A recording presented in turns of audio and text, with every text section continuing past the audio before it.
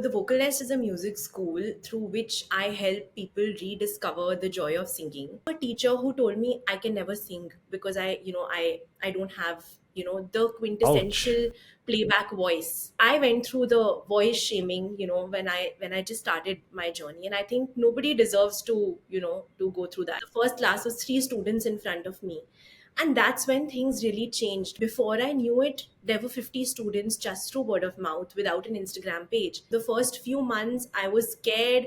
I was nervous. I was questioning myself. Have I taken the right decision? Am I just wasting another 3-4 years of my life Mm. trying to do this? Kids are very smart. They know how to put the video off in the mute button and then say, oh, my electricity went, and everything. And for adults, it was the opposite. I feel like if you have to travel all the way for a 1 hour class, you're putting in 2 hours behind that. Go confidently in the direction of your dreams. Live the life you have imagined. And the only way to be truly satisfied is to do what you believe is great work. Courage is not doing things in the absence of fear. Courage is doing things despite the fear. Growth comes from consistent action. And you're realizing, hey, I'm not the only one with these problems. To have Satvika with us today, who is the founder of the Vocal Nest. Satvika, thanks for making the time and having this conversation with me. Thank you. I'm super excited to be here. So first question is this your first official podcast that you're doing? This is my first official podcast, in fact. I mean, I've always seen people do it, but I've never done one. So I'm excited about this one. You don't have to be nervous. If you've seen and heard our previous episodes, it's just a conversation. It's just about trying to get to know you, Vocal Nest, better, the mission you're on, the challenges on the way, what the journey's been like. That's all we're going to discuss, because I think people want stories that they can relate to, and yours is definitely a relatable, inspiring one. So Satvika, why don't you start by telling us a little bit about what Vocal Nest is as it stands today? So the Vocal Nest is a music school through which I help people rediscover the joy of singing. It's for we operate offline for kids in Bombay, and we have a global presence online for adults. And it is catered to people who at once thought that they singing requires a lot of practice, or you need to have a certain kind of a voice to learn, or it's something very intense. Indian classical music is something very heavy, so it's my kind of an effort to break those misconceptions through the Vocal Nest, and that's what it is all about. So it's about making the whole journey of music, Indian music education, more enjoyable, fun to learn, and easy to understand. I love that. It felt like, as you were explaining who it's for, it felt like you were talking to me, because when I was at the grand old age of 9 years old, I was in the school choir, and everybody was telling me I had a wonderful voice, and I used to feel so good about it. I loved singing. And then, lo and behold, my voice cracked one day. And the next day, I was just told by a teacher, you are no longer in the choir. And that was it. And as soon as that happened, I remember just something in my head switched from, I now get to enjoy music when other people are singing. I don't get to enjoy it anymore, being a part of it. So I love that you're doing what you're doing, because I definitely feel the pain. I love music, I love singing, and I am terrified Yeah. of getting back into it. Do you Yeah. get a lot of people who are scared to get back into Yeah, it? I mean, it's never ending. Literally every second phone call that I get, it's like people really, like, it seems as if people like that phone call itself is an act of courage. When people Yeah. call up and say that, oh, do you think I'm 40, but do you think I can sing? Or I learned it as a child, but I have a terrible voice. I only sing in the bathroom, and I think I sound horrible. I mean, the one thing that I don't understand is when we're talking about body shaming, and we're calling that out. Why are we voice shaming? I do feel that every voice is beautiful. It deserves to be heard. I mean, we're not saying that everyone has to become a playback singer, or everyone has to go out there on the stage and perform. But in my journey and in my experience, the people who sing and experience that joy while singing, I think those voices are beautiful, because Hmm. then you're not connecting with, okay, did they hit this note right, or did they catch that beat? You're, as the audience also, you're feeling that joy that people are experiencing while singing. So yeah, it's very common, in fact, and I get it all the time, and that's something that I'm definitely trying to trying to kind of break, as a standard and as something that people do all the time. And this is something, a couple of things you talked about really connected with me there, that, picking up the phone and just calling you is an act of courage. I think Yeah. that's so true, because genuinely, I'm not kidding. As you were speaking, I was getting that anxious feeling over here, because I want to be singing, but it's still, even though what you're saying makes total sense, there's still that little bit of fear of, if you told me to sing right now, I'd be terrified and I'd curl up in a ball in a corner, right? Yeah. Because I feel that sort of Correct. fear. Yeah. How did you, like, why have you got into this? Because you speak very emotionally about voice shaming and every voice is beautiful, etc. Where did this belief come from? Because it seems very close to your heart. Multiple reasons, actually.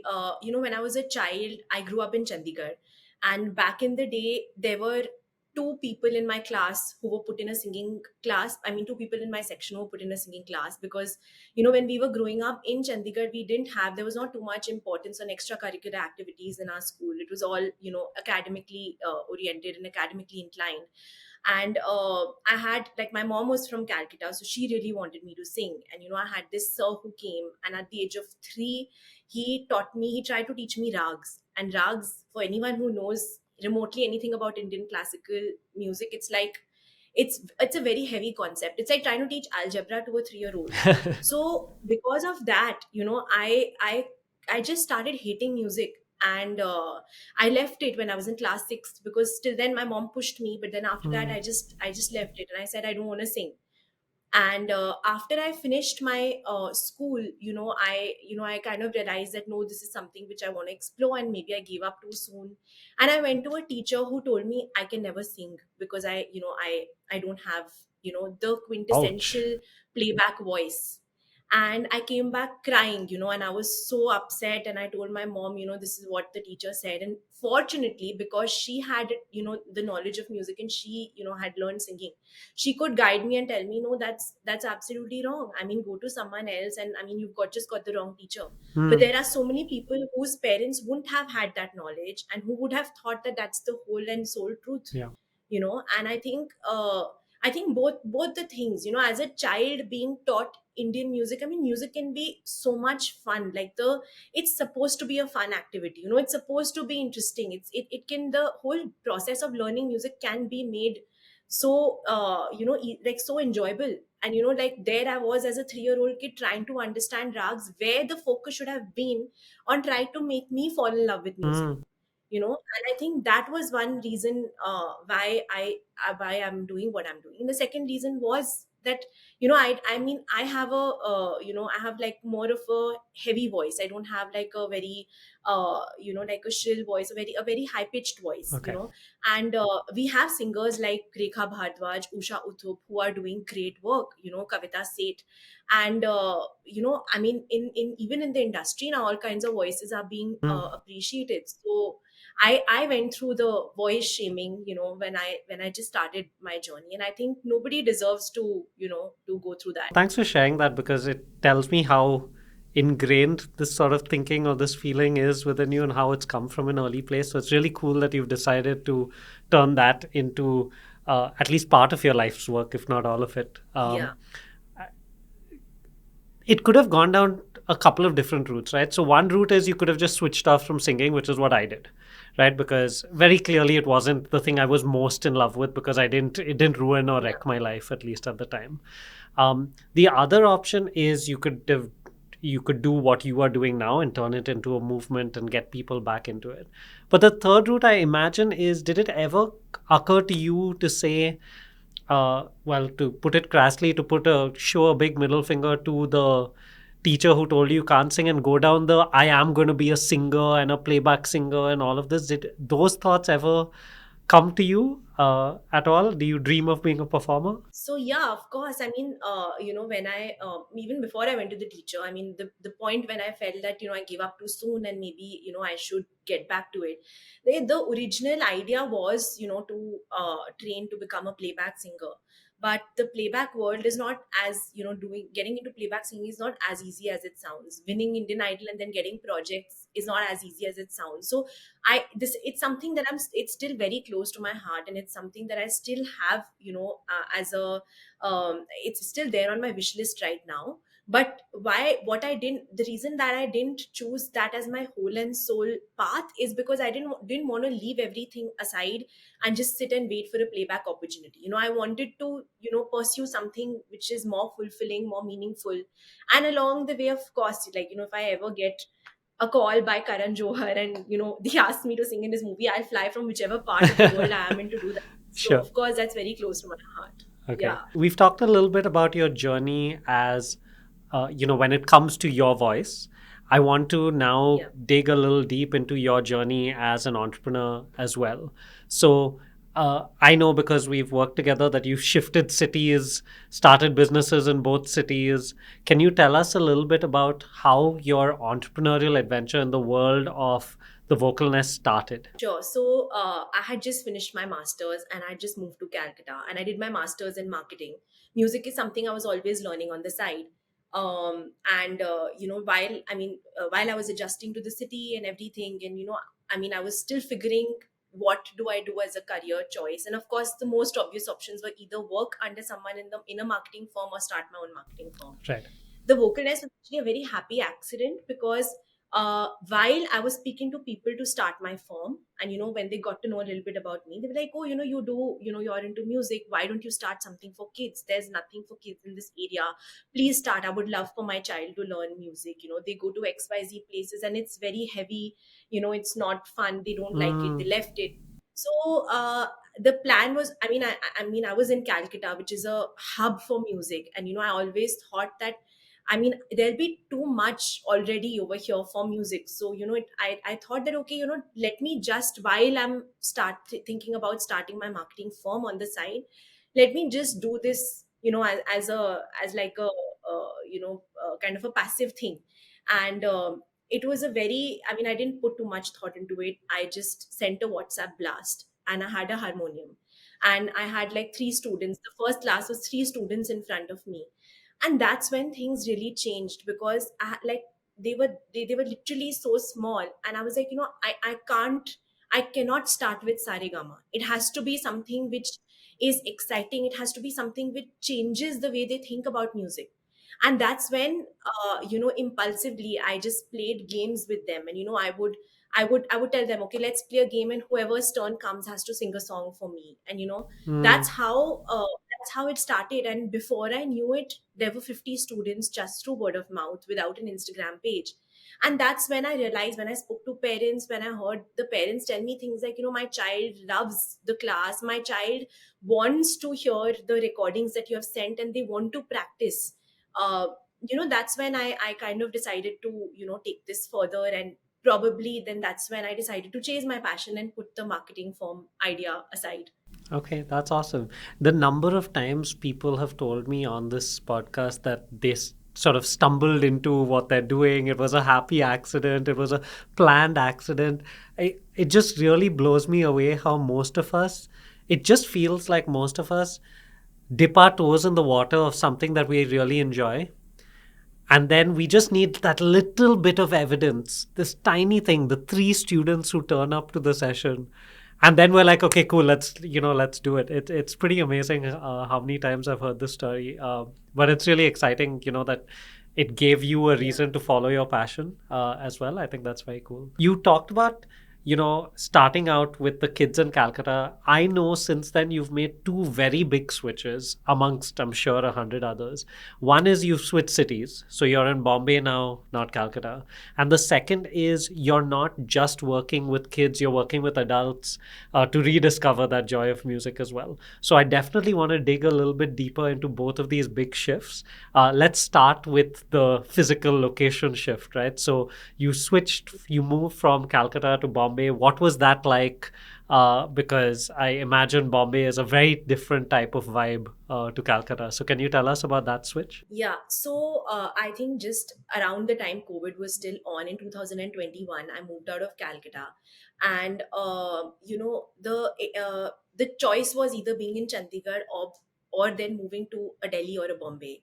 And for me, because I've done my music, education here, and I mean, Bombay was a very lucrative option for me, because I saw the scope of vocal nest, and I saw it doing very well over here, because I do feel that it has that sense of culture. People understand the importance of making their kids or themselves pursuing an extracurricular activity. Of course, the entire music industry is here, so it's definitely very different, for sure. I think the biggest challenge for me when I moved to Bombay was in Calcutta. I had family, and it's a very small community, so to get the word out there wasn't that big a challenge. Hmm. When I moved to Cal, but in Bombay, for me, no one knew me when I came. No one, I mean, I didn't know where to start. I Right. just landed up here. And for me, it was like, what do I do? Who do I call? Where do I start? So I think even though I thought it's going to be easy because I've done it once, I think it was very hard for me to rebuild here from scratch, because I mean, it's just as a city, as the audience, as what's already existing, it's a different world altogether as compared Hmm. to Calcutta. Hmm. So it was very challenging, for sure. The first few months I was scared, I was nervous, I was questioning myself. I was like, have I taken the right decision? Am I just wasting another 3-4 years of my life Hmm. trying to do this? So all those feelings were there, for the first few months. It was very, very difficult for me to So I'm navigate I'm my, curious, Satvika. You said you're nervous, it's challenging, you don't know where to start. So eventually, where did you start? What was the first step you took to again becoming an entrepreneur a second time over in a new city? What was like the first step? What did you do? So the same thing. I mean, I sent out a WhatsApp blast in my building group. I started boosting a few, of my posts on Instagram. And I joined networking now. I joined networking groups, and I just started going out there, meeting people and telling them about what I do. uh, I think that gave me, of course, that not only did that lead me even, to you, but that also, gave me a lot of insight into how to go about it when it comes to, doing music classes here, or building a music school over here. Hmm. So, and in fact, that's, a year down the line, that's still a major part of what I'm doing. I think putting myself out there is something that I had to do at a much larger scale in Bombay, and it's something that is also, kind of chartered a path out for me when it comes to the vocal nest.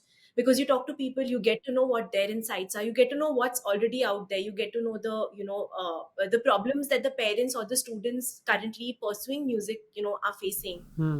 So that's very insightful. Was there any hesitation to putting yourself out there, or are you the type of person who just decides and then goes for it and you find it easy, or was that a challenge? And if yes, how do you get over that challenge? Of course, I was a backbencher in class. My hand won't go up to answer a question. And there I was in my first networking now event. I still remember it was at the WeWork. And Shan, of course, being the sweetest, eased me out into it. But giving my introduction there was as if I have to give like a TEDx talk. It was that hard for me to stand up and say my name, like with these 20,000 faces glaring at me that my name is Satvika and I do this and this is what I do. But it got easier with with every event, and I just knew that if I have to do this, if I'm chasing my passion, and if I've decided to be an entrepreneur, there's nothing called as being in your comfort zone. You have to do it, every now and then. No, I think it's great because a lot of people, and I'm so glad you're sharing this because I'm sure a lot of people listening in are literally at that point right now where they need that little bit of a push and a nudge to say, hey, you've got to go the first time and Yeah, speak in front of those, what seems like 20,000 people, absolutely. but might just be 15, 20 people looking at you. You've got to put Yeah, yourself out there. Otherwise, nothing happens, right? So if you have to absolutely. dream big, you have to also start small, but the most important thing is to start. If you don't start and talk, nothing really happens, Yeah, right? So I love that you did that, and absolutely. obviously things have snowballed since then, which is great. um, I want to talk about that second shift now, which is that when you were in Calcutta, you've mentioned a couple of times you were focusing on kids and talking to the parents, etc. What led you to suddenly going, wait, I don't just want to do fun games and activities for kids, but I also want to work with adults? So what made that happen? So that was another second happy accident in my life, because COVID hit. And I would the how my day was structured was that I would like do my classes, do my teaching in the second half, and I would learn in the first half of the day. I would go for my own singing class.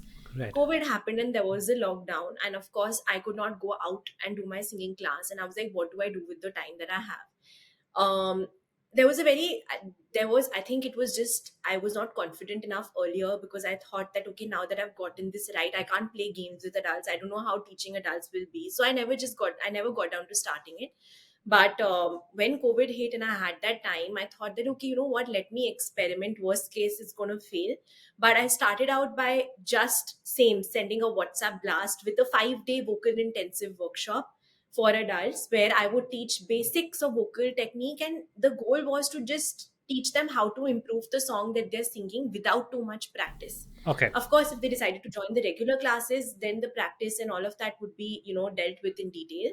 But initially, the idea was just to teach them small tips and tricks that I have learned in my singing, in my learning journey, of how you can improve a voice instantly, be it through better breath, be it through better diction, be it through better expression, small things. And that workshop ended up, so once I sent the blast and I took registrations, not only did I have one full batch, I had three full batches. And that's when I realized again that, wow, there are a lot of these people who've given up on their hobby, who feel so strongly about music, and who just watch people who sing from a distance. And You're literally that's when it defining me. started. Yeah. Yeah. So I think my goal is going to be to convert you to a singer now in the next 6 months. Yeah. See, again, you're giving me that anxious feeling. But that's so cool. So again, I want to deconstruct what happened, right? So there was an external reason that gave you a push to do this. You thought about it, but the most important part, I think, in this entire process is you took a thought and you said, I'm not going to leave it as a thought. I'm not going to think about it for like the next year. I'm going to turn it into an experiment, try it out, see what happens. And as you said, what's the worst that could happen, right? Like you could get 1 or 0 registrations. That's the worst thing that could have possibly happened. Yeah. And so I Absolutely. really feel like that's such an important lesson. And I love that, and since working with you, I can see that way of thinking has continued, which is, okay, let's think about something, let's turn it into an experiment, let's try it, let's see whether it works or it doesn't work. And that was obviously there earlier as well. I've just realized that, we as entrepreneurs, I think we put so much thought and so much thinking into everything that we're planning to launch. But if there's one truth, it's that you never know till you don't do it. Something that may seem that this is going to blow up and this is going to be big may not. And something that you're not even pursuing because you think that this has no scope may actually blow up and become something big.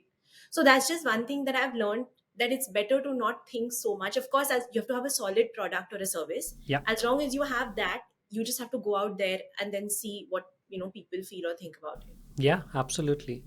I want to understand now the impact on like the business and how you're thinking through the business, right? Because doing in person for kids versus now going to a new city, doing a combo of in person and virtual adults and kids.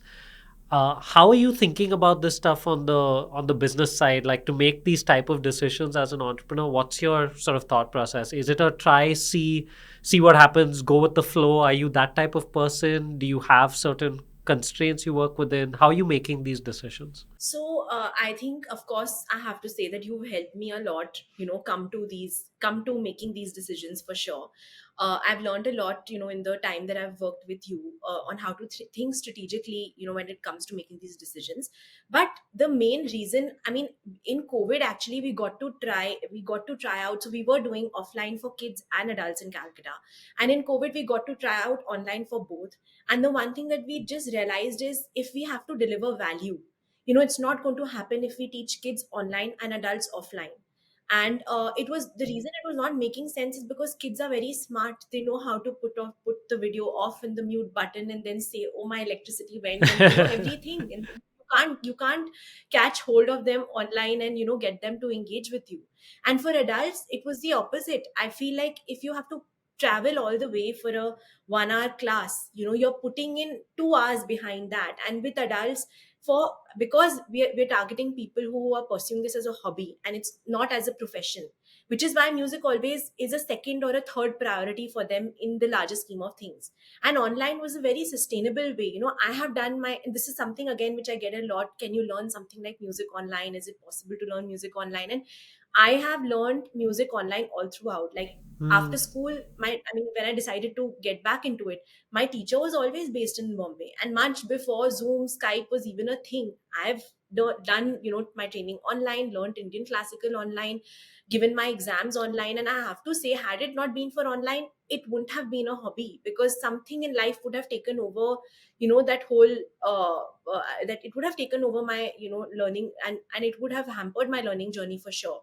So I think in terms of delivering the value effectively that benefits the client as well as us, that's how we made the segregation.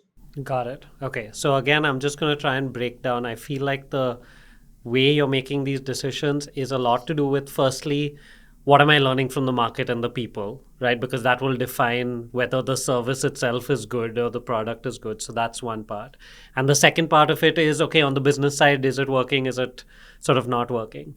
The third Yeah. criteria that I haven't heard you speak about, and I just want to get your sort of perspective on it, is every now and then I feel like people who are have turned their passion into their business. The third criteria sometimes becomes, and am I enjoying it? Like, it's good for them, it's good for the business. Am I enjoying it? How much does that factor into your decision making process? Do you keep it to a side? Is it what drives the decision? Equal weightage? How do you decide? Like, does that play a role in your decisions? So yeah, it has to be something that I enjoy. Every time I feel, because you're running a business and at the end of the day you have a growth strategy, or you're chasing something bigger, it may not be 100% enjoyment, but it has to be 70% or 80% enjoyment for sure. Because I truly believe, if you are not enjoying what you're delivering, your client or your customer or your student is not going to enjoy it. you know uh, Especially with kids and with adults, music is something which is a lot about expressing emotions. Hmm. And if my emotions talk only about stress or tension or conversions or stuff like that, I'm never going to be able to get the other person to enjoy singing. It's all about enjoyment, letting go. So I feel, in my kind of a business, or in most service based businesses, you have to be enjoying what you're doing, Hmm. uh, for Yeah, sure. I mean, So I that's a big personally part of. agree for sure, right? Yeah, Because otherwise, your energy talks and it makes a difference. And also, you want to yeah, sustain this for a while. How long are you going to keep doing something you don't enjoy? exactly. If your Yeah. passion is turned into your business. I know one of the sort of personal challenges that you've had through this journey is, at different points in time, you have to play the role of Satvika, the singer, the teacher, the one in love with your craft, making sure you express yourself and have these amazing moments in your classes. And then there's a whole different side, which is, okay, Satvika, the business owner, making decisions, being ruthless, thinking about numbers, being process oriented, which, considering you're in such a creative space, I feel like it's polar opposites, right, of the type of person you need to be. How do you manage that tension? How did you manage it earlier? How do you manage it now? Because it seems like that's a tension that needs to be resolved. So I have to say, back when I was in Calcutta, the vocalness was just growing. I was very lucky that it happened that way, with for the effort that I was putting in, and the results that I was getting. The results were great. But when I moved to Bombay, things weren't like that. And I think that, uh, because I moved here to make this, my career, and to, grow this, that's why there was a lot of pressure on my head that, this has to be something which has to succeed. And I know in my head there's no plan B. This is it. So that pressure, that was there to kind of grow the business, used to come with me to all my classes. And I had started noticing that, I started noticing that people would like the class, but they won't like the class the way my audience used to like it back when I was in Calcutta. And that's when, I remember I spoke to you about it, and that's when I, kind of, we came to the conclusion that, okay, uh, I have this entire chunk of time to worry about the business and to think about the growth. But the few hours that I'm teaching, I'm going out there just to have a good time.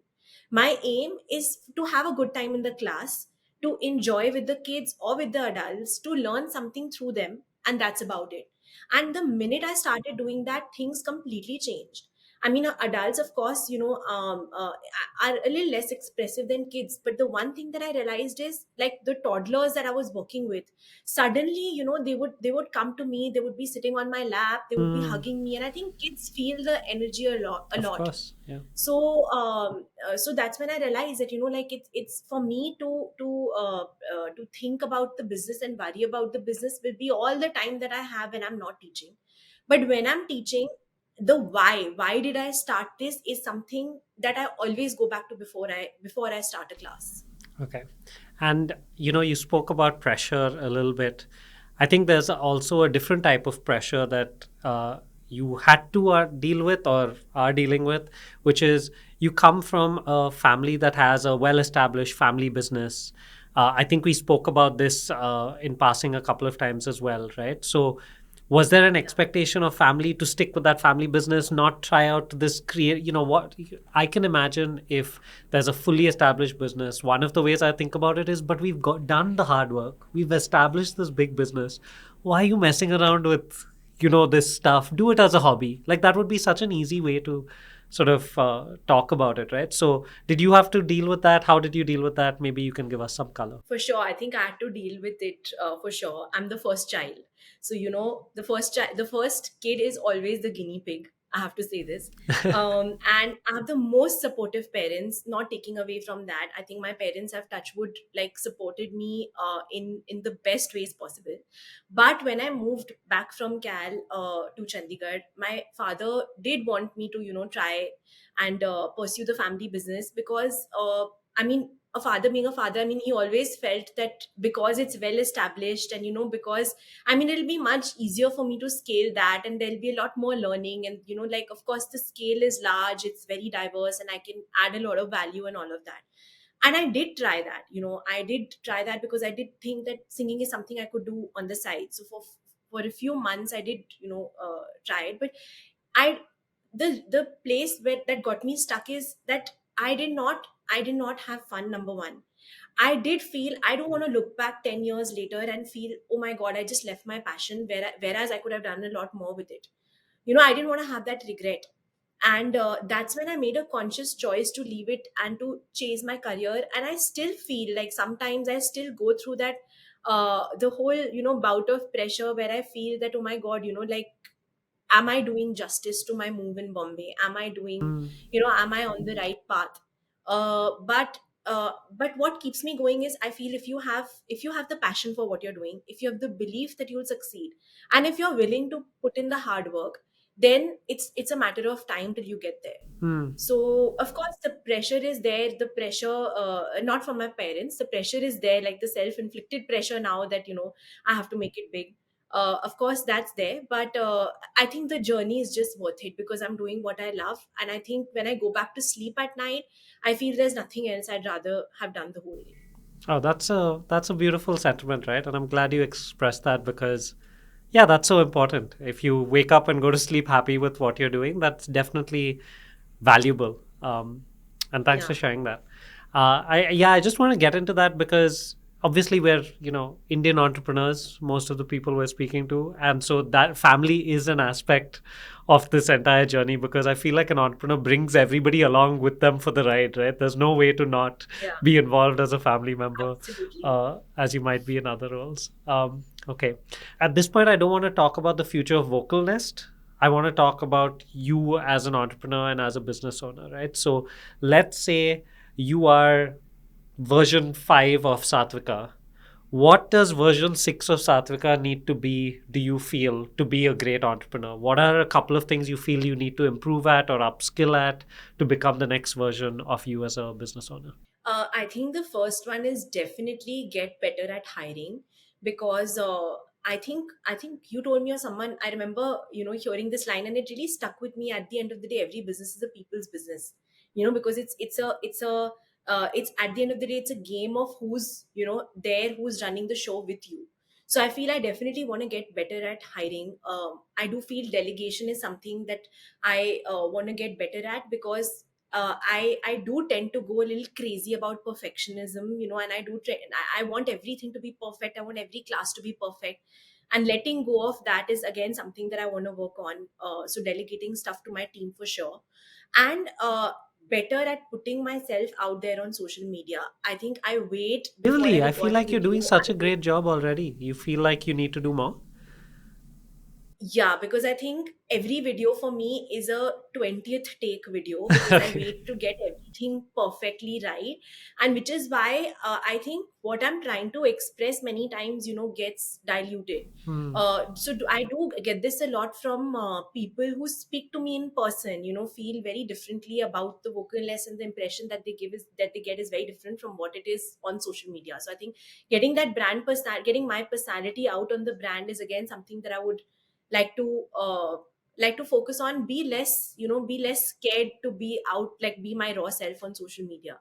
So those two things are there for the starters, and then of course it's a loop. It's then you're striving to get better at everything. How Yeah. can I get better at marketing also? How can I get better at sales also? Yeah, it's unending. You're right. Um, It's unending. Yeah. Another question I have again, which is future based. So I want you to jump in our time machine together, and we're going to fast forward 12 months. Okay, so we are now deep into 2024. 12 months from today, from the day of this podcast, what is what are one or maybe two things that you want to be able to celebrate? So, in a year from now, we're at this time machine, we're celebrating the amazing 12 months you've had. What would define an amazing 12 months for you? What are one or two things? I think, of course, I have monetary goals from my business, which I would want to celebrate. Sure. I would love to celebrate the vocalness being a seven-figure business. But more than that, I think I would want to celebrate reaching or having changed 1,000 lives, when it comes to music, having changed 1,000 thought processes when it comes to music, whether it's for themselves or their child. Yeah. So I think that would be a big one for me. Got it. Yeah, and that might be one of those things you have to put on a post-it note and a Yeah. poster, in front of you and drive Yeah. towards it. But that's really exciting, and obviously, I'm excited to be on the journey with you. You mentioned a couple of times, we've been working together for a bit. So one of the questions I have for you is, I know it's been a journey now. Has it been close to a year? I feel like it has. Almost a year. Okay, it's been Yeah. almost a year, right? So, what are one or two things that you feel you've taken away from the journey that really, stick? I know we talk about a lot of things and business strategies, etc. But what are one or two things that you feel are sticking with you and you're internalizing and actually using on a day-on-day basis? So I think for me, the biggest win of doing of working with you, Rashid, has been that before working with you, I think I was this passionate musician trying to bring things to people, for people, to make I had these amazing courses, and I had these amazing programs, and I had amazing things to offer. But that sometimes can let you get very cluttered in the brain, and it can lead to a lot of confusion. And I remember, like, I had this big tangled business, if I have to describe it, before I started working with you. And then realizing that I need to untangle it, but not knowing how to do it, how to building that roadmap, simplifying things, going, like, learning how to read and understand numbers. I was always bad at math. I still am bad at math, but still, I think if you're an entrepreneur, you have to start thinking in numbers, and that's something that I've learned, and it's been my biggest takeaway from the journey. Because uh at the end of the day, I mean, it does matter, are you delivering that value for and are you delivering that value for the value that it is? Are you kind of on the right path? Is this going to get you to the next step? So being able to visualize that and see that roadmap, uh so to put it in simpler words, I think I always kind of knew that this is where I want to get. But the how and and the process is something that you've solved big time for me. So now when it comes to, okay, launching a course or getting 1,000 people to change their lives through music and stuff like that, I think earlier, like I could see just the light at the end of the tunnel, but I would not know what the path for that is. Working with you and being a part of Jigsaw has definitely taught me a step by step process to get to your goal. Sure. Okay, thank you so much for laying that out. I love the analogy of the tangled and untangling. I was seeing this visual in my head Yeah. of like a ball of yarn and just being able to take stuff away. So thank you for Yeah. bringing that to life a little bit. Yeah. I'm glad it's Thank you. helping. Um, one other question before we get to our fun Jaldi with Jigsaw segment and then we'll wrap, um, is you talked about how it takes a moment of courage for people to call you, to even consider getting better at singing. I want to know, in the simplest way possible, what helped you take that leap or have that courage to say, I need help from someone outside, outside the family, outside my friends, outside myself. When we spoke and you talked to Jigsaw, what was it for you that gave you that courage to say, okay, cool, let's have this conversation? I'm just really curious. My desire to make my dreams come true was so big that I don't think the hard part was to really call up and say that I need help. I think for me, I just did not know business coaching exists. I mean, Right. it's just Okay. something which I had never heard of. And for me, it was like I knew that, my family business is very traditional. And I think I need someone who understands, a startup in today's day and age. And I knew that, this is it for me to now make those calls. Is either I can shy away and curl up, or then I may have just won a chance to get to like make my dreams come true. So I think that is what helps me to push myself and make those calls. Got it. Okay. And I'm sure it's the same thing that is helping you think about hiring and what's next. And, it's the Yeah, same thing, right? Like absolutely. the draw of the dream, which is great. Yeah. Okay. Like I said, we've talked very deeply about a lot of things. So we'll do our Jaldi with Jigsaw segment, which is just a bunch of rapid fire from your favorite director that you've already mentioned on this podcast. It's copy paste with different naming. So I have a few rapid fire questions for you. Are you ready to play Jaldi with Jigsaw? Yeah, this is the part I wasn't prepared for. Okay, good. Don't worry. If you were prepared, this would not be very good. Okay, first question is, what is the latest show you binge watched? I'm only watching Friends. Yeah, okay. I'm on Friends repeat for the 900th time as well. Yeah. So now I'm deep into the final season, so all the teary-eyed episodes are remaining for me. Yeah. What do you enjoy the most about your journeys at the moment as an entrepreneur? Being able to do what I love. And what do you So, hate yeah. the most about running the vocal nest? The uncertainty of, is this gonna happen the way I want it to or no? I think that's something that always scares me. Yeah, it is pretty scary. And if you weren't doing this, would you be running that marketing firm, or what do you think you'd be doing? I think I would be running that marketing firm, but crying buckets every night, cribbing about either a boss, tough boss to deal with, or tough clients to deal with, but I would just not be happy. Got it. Okay. How do you switch off from everything? From not just being the entrepreneur, but also teaching and training, etc. How do you switch off? I have a policy which I started about 4 5 months back. I go to a music concert every week, and I think Love that it. helps me switch off in the best way possible, because that not only fuels me and reminds me of why I'm doing what I'm doing, but that is something that just transports me to another world. Live music is something that can make me, that can cut off all the noise around me. So that's what I do. That's awesome. I'm definitely going to try and join you at the next one when I'm in Bombay because I Yeah, love live gigs as well. done. Who's your biggest cheerleader? I think you and Shan have been my biggest cheerleaders for sure. Shan is the first person who told me when I moved to Bombay that this is great and what you're doing is great. And I still have that message that she sent me. And I think that's very valuable. And of course, you for sure. That's really sweet. Thank you. And yes, it's great to give a shout out to Shan as well. I think she's great, just overall as a person, Yeah. anyway. Um, Yeah. okay. What three words would you use to define a jigsaw thinker? Clarity, passion, and hard work. Got it. Okay. And final question is, if you had to talk to yourself before you started this journey, just before day one of being an entrepreneur, what would you tell yourself now? I would just tell myself it's going to be hard, but just do it because it's worth it. Got it. Cool. Great. You didn't need to be prepared at all. You smashed it. And I want to Thank point you. But out where's for my hamper? yeah, no hamper. I'll come for the live gig with you. Um, I want to point out to everyone listening and watching that Satvika started with she's not prepared for this, and we have done zero editing of this segment, and it's actually happened that fast. So you had everything lined up, so no prep required, which is great. Okay, perfect, Satvika. Thanks so much for sharing your journey, being vulnerable, being candid.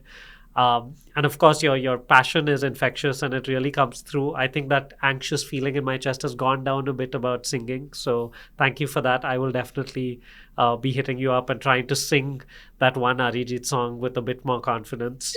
Yes. That's my And first Kesariya, goal. you always Yeah, keep talking yeah. about I that want to try, song. Yeah. right? Like I'll be, like in my head, it's Sure. going to be the worst thing ever, but maybe it'll be a little less worse than I think it is. And I how hope can so, people yeah. listening and watching get in touch with you or Vocal Nest if they are interested in rediscovering their joy for music and singing? So, of course, give us a shout out on Instagram, message us, DM us, and we'll get back to you with whatever is the best possible option for And you. it's at the Vocal Nest, is that correct? At the Vocal Nest, yes. Perfect. At the Awesome. Vocal Nest. Perfect. Thank you so much. Thank you so Thank you for much helping people for having me rediscover here. their magic. So I hope you enjoyed this podcast. We're Jigsaw Thinking, home of the self-starters. If you're interested in being your own boss, head to jigsawthinking.com or drop us a DM at Jigsaw Thinking on Instagram.